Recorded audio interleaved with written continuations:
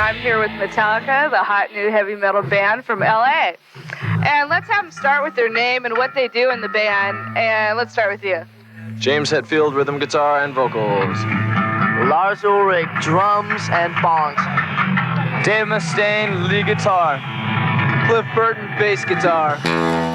Do it loud, do it fast, and do it yourself. That's the nu metal motto of Metallica, a band that after a decade of hard work and sonic enterprise truly rules. The band's story begins back in the spring of 1981. Glam was still king on the LA scene, but Danish-born drummer Lars Ulrich was looking to start a very different sort of band. Fortunately, a singer and guitarist named James Hetfield and his friend Hugh Tanner were looking for a drummer. We met up with him in a little room. I think it was Irvine, California. And he had this drum kit that was kind of like the Muppet kit, you know? It was not a real kit or something. It had about 10 different colors on it, and he had one cymbal that every time he'd hit it, it would fall over and we'd have to stop. Nothing came of that initial encounter, but Ulrich did later get an offer to do a track for a metal compilation album. He had no band, but he remembered his meeting with James Hetfield. Lars had called me back, got a hold of me and said he knew this guy, Brian Slagle, who was putting together this compilation album called Metal Massacre. Me and James, wrote this song together called Hit the Lights. The review in some of the magazines in Europe said this was the worst sounding song the guy had ever heard. It was the worst recording that this guy had ever heard on an album. We tried to recruit other guitar players. Our bass player, Ron, who I was living with, was in the band for quite a while. We tried all kinds of different guys, local, from beach bums to Hollywood rockers. One day, I'm sitting in my house and the phone rings, and this guy just gets on the phone and says, "Hey, I got all this equipment and blah, blah, blah," just motor mouthing off, and I got my own photographer and I got my own driver and I'm like going, huh? And it turned out this was this guy named Dave Mustaine. What Metallica actually did was you watched four guys get together, these mad nuclear physicists or whatever, and we kind of spilled some chemicals into a drum and boom, there you go. Speed metal defined. With its initial lineup complete, Metallica started clubbing around LA in March of 1982, pounding out covers by such underground British metal bands as Sweet Savage and Blitzkrieg.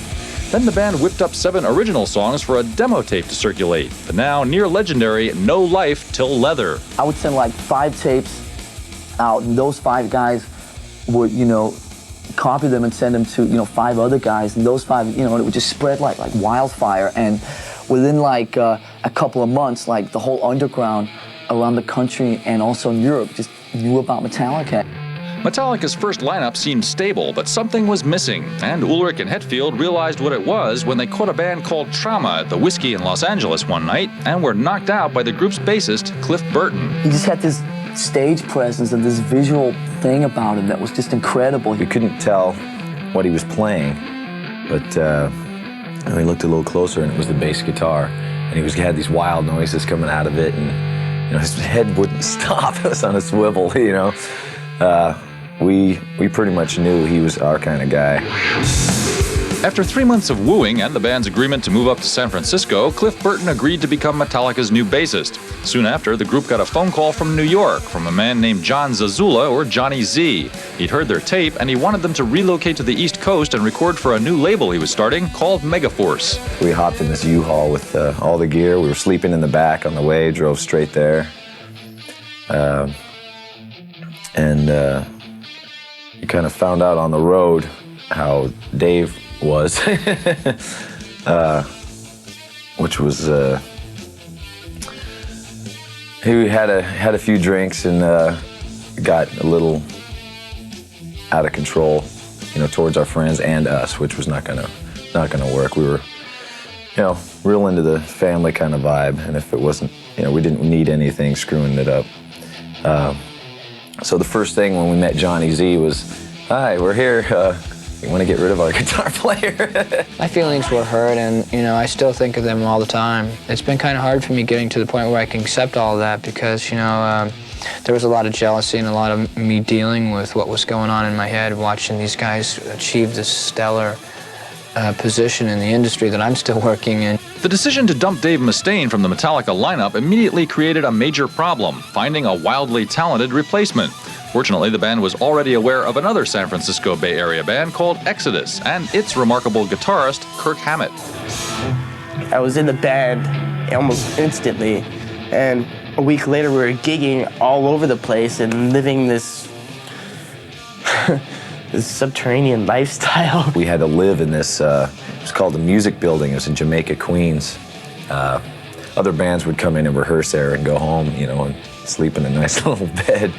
And you weren't even supposed to, you know, be there past midnight or whatever. But we knew all the people there. We were sleeping on, you know, the corners and, you know, packing material, how our amps got there, you know. The band in the next room over was Anthrax. And they felt sorry for us. So they gave us a toaster oven and a refrigerator.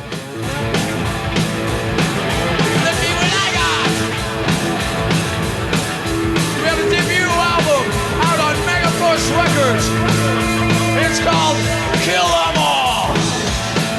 We're glad to kill all you tonight. That whole thing that happens to you when you, for the first time, stand there and like actually like hold your own album, you know, and Metallica, and see your picture and songs that you've been playing for a couple of years, and I mean, that was a very heavy thing. After their Kill 'Em All for One tour, the band considered hiring Armored Saint singer John Bush to be Metallica's frontman, freeing James Hetfield to concentrate on his guitar playing. Bush declined, however, and so Metallica pressed on, starting work on the album that would elevate the band to a new creative level, Ride the Lightning. I think it showed all our fans and so on that we were not the kind of band that I think was going to be in the pile of predictable bands, and that hopefully we set the tone for the rest of the 80s.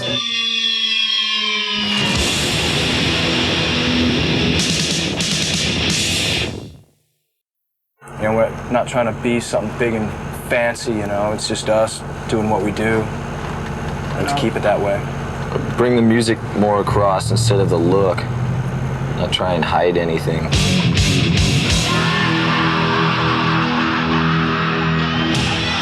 In March of 1985, with virtually no radio airplay, Metallica's Ride the Lightning album peaked at number 100 on the Billboard chart, an astonishing accomplishment given the lack of industry support.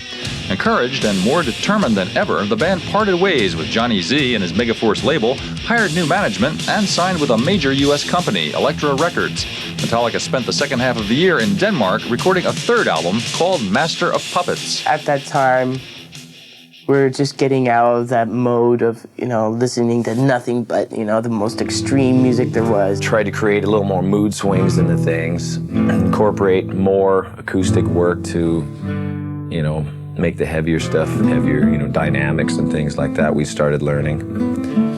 Harmonies, which Cliff was really good at. He took music theory. He was basically teaching, at least myself, a lot about harmonies and how, you know, how they intertwine, how they work together. You all know Cliff Burton over here?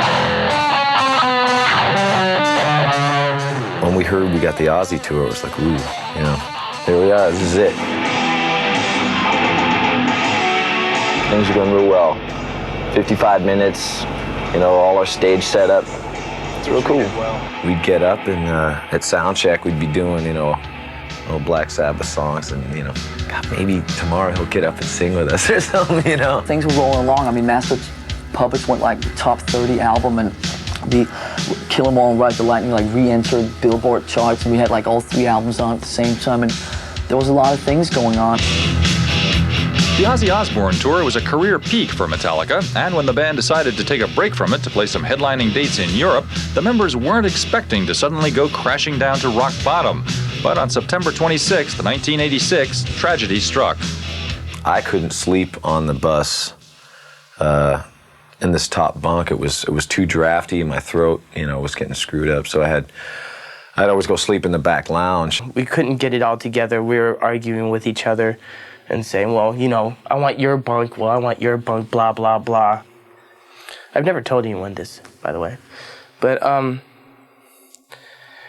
manager said, well, why don't we just draw cards? We said, sure. So we shuffled the cards, said highest card gets first choice of bunks.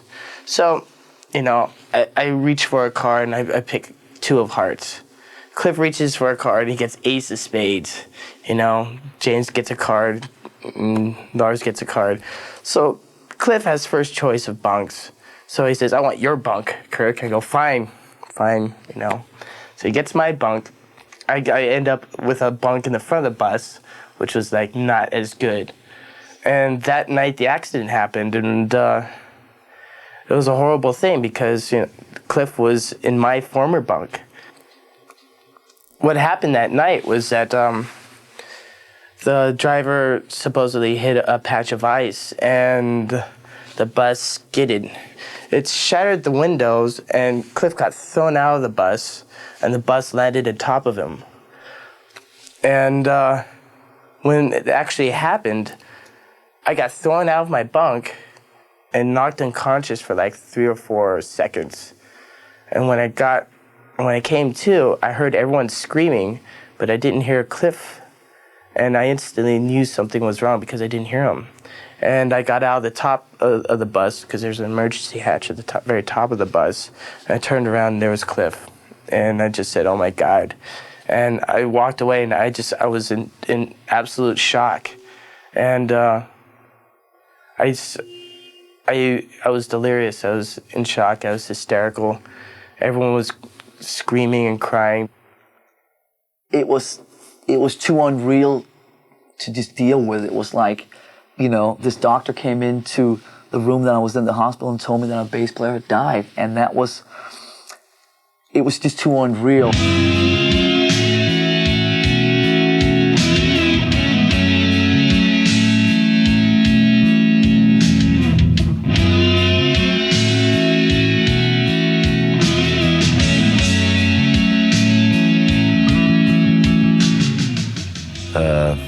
I remember our tour manager at the time, Bobby Schneider, said, after everyone was kind of taken care of there, he said, let's get the band and go to the hotel. And he said, when he said band, it was like, it's not really a band right now. And we couldn't really grasp it for a while. We had to sit down and actually face this. What were we going to do? We realized that the last thing that Cliff would obviously want us to do, and we couldn't stop now. Metallica had always been about going against whatever would come our way and just sort of carrying on. We weren't really looking for a Cliff part 2, someone who could solo a lot and someone who was really eccentric like he was in his own way. They'd come in with their bass and they'd plug in and start fiddling around, and you knew right away, it's like, ugh. We had the little signal, that we'd, it was like, see ya. You could tell if, he started going, bap, bap, bap, doing this funky stuff. It's like, wait a minute, next. One day, this kid named Jason Newsted just walked in, and it was pretty obvious that there was something about him that was pretty different. It wasn't just about playing bass. There's so much more to it, and those guys knew it, and I knew it. Deciding immediately that the band had to go on, the surviving members of Metallica set their sights on a new bassist, Jason Newsted, from a band called Flotsam and Jetsam. They chose their local hangout, Tommy's Joint, to tell him the good news. I think that was part of the test, too, is to see if I could kind of hang and have, beers and keep myself together. So me, James, and Kirk kind of ended up meeting in the bathroom up here, and we were standing there relieving ourselves and basically looked at each other and said, is that the guy? And we just kind of all just, nodded and said, yeah, that's him. We came back, sat down around this very table. Lars said, so do you want a job? When I said, yeah, and I just got a little nutty and started screaming a little bit, I just basically looked at him and I said, hey man, want a job? And this is what he did. Woo-hoo! scared everybody out of the establishment. and then we thought twice about this. I knew there was going to be tests, and I knew that people were going to be messing with me here, messing with me there, trying to figure out if I was going to be the right guy for the job. And that's certainly what happened.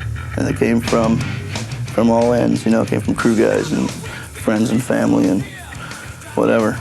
But stuck it out, and here we are 6 years later. Keep the home fires burning.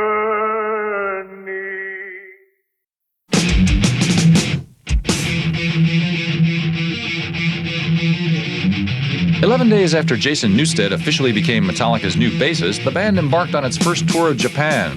Next came an EP of cover tunes, Garage Days Revisited, and then the group started work on its next album, And Justice for All, a collection of very extended tracks that would eventually become Metallica's first top 10 hit and spawn its first music video. It is impossible for a decerebrated individual to experience pain, pleasure, memory, dreams, or thought of any kind. This young man will be as unfeeling, as unthinking as the dead until the day he joins them. We really realized that you could use the medium of video to do a creative thing just as much as records or anything else. And right then I knew that we definitely entered into the video age just like everybody else had 10 years before us.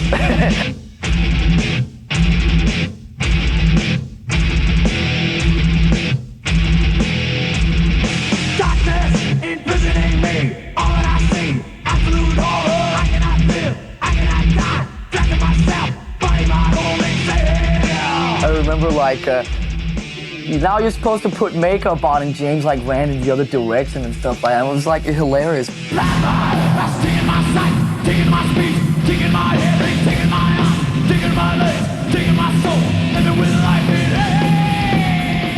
And Justice for All was nominated for a Grammy Award, and Metallica itself became the first metal band to play at the awards show.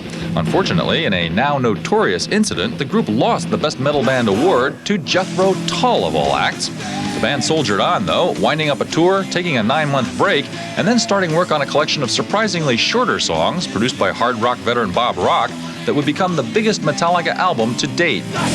We're taking those 10-minute mini epics and that whole progressive side just about as far as it could go. Concentrated more on just one riff through the whole song, which was just as challenging instead of trying to jam 100 riffs into one song. The first song that we wrote was Enter Sandman, and it was that really set the kind of tone and the chorus for the new album, because it did prove to us that for the first time we could actually write a short song, a simple song. Even the packaging of the album is a bit more simplistic. It's none more black. Yeah. Here it is, guys. None more black. You saw it here first, huh? None more. Exciting, huh? I think we've reached a different level now with this record, definitely. It just shows that Metallica has more to offer than just going fast all the time and, 240 beats every song and just blasting your brains out. I've really wanted to come in as a drummer and try and really lay back and get some kind of a groove thing happening.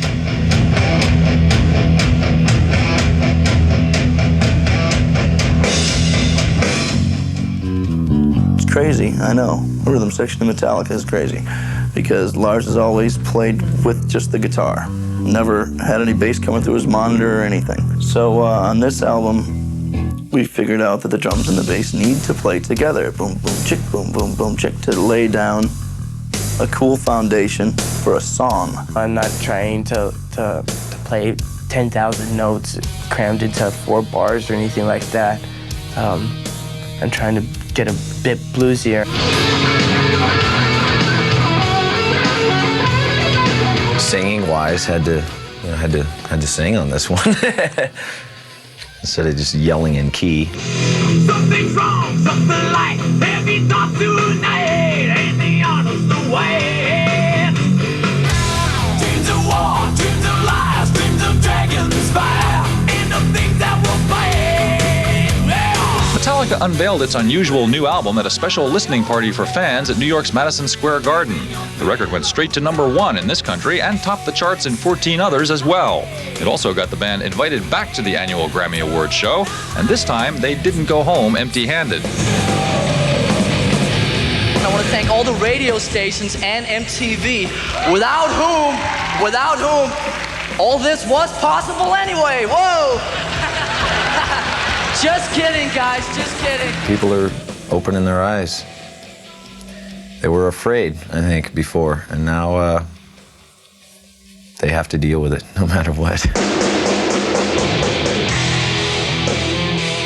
We're basically a live band, and you know, we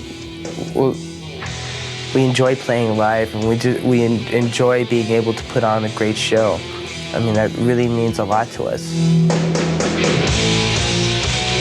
See, this pretty much says it all. Heaven and hell. Up there, you go to become a rock god.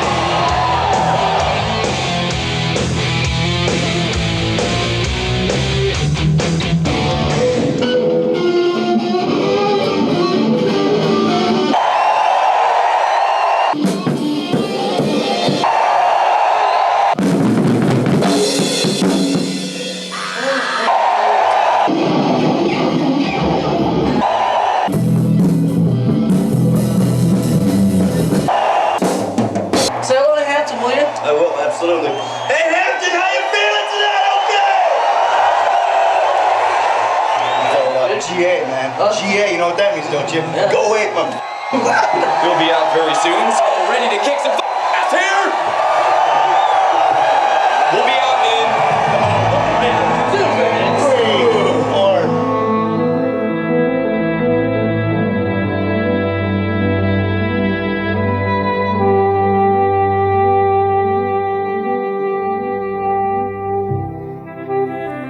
Once the lights go down and the intro music starts, there's no kind of really reality. It's all just zzz.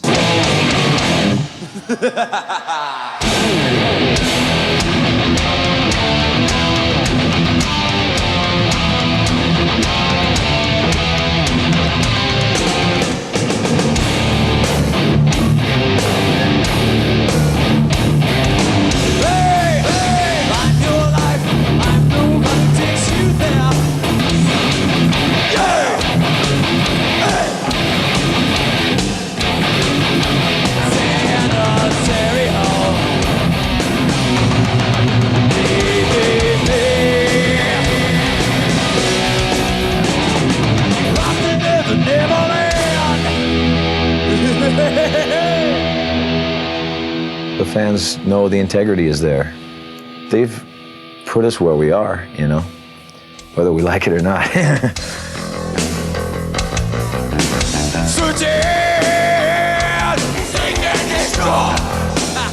Metallica, it's my life, and I could not ever picture doing this with anybody else or another band name. And I think that the day Metallica sits down and says, okay, you know, no more, let's give this a respectful ending, I'm just going to do something else. I mean, it changed everything in my life, of course, you know. It was like, it was a dream for me to be able to even get into this band.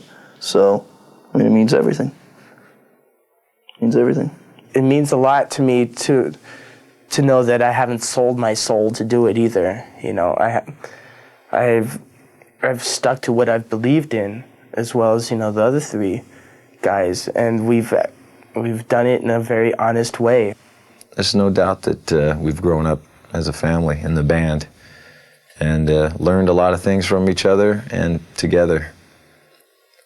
And there's no way I would change it for anything. So close, no matter how far. Couldn't be much more from the heart. Forever trusting who we are, and nothing else matters. Never opened myself this way. Did we start something new? Have somebody else answer that, but maybe we really did.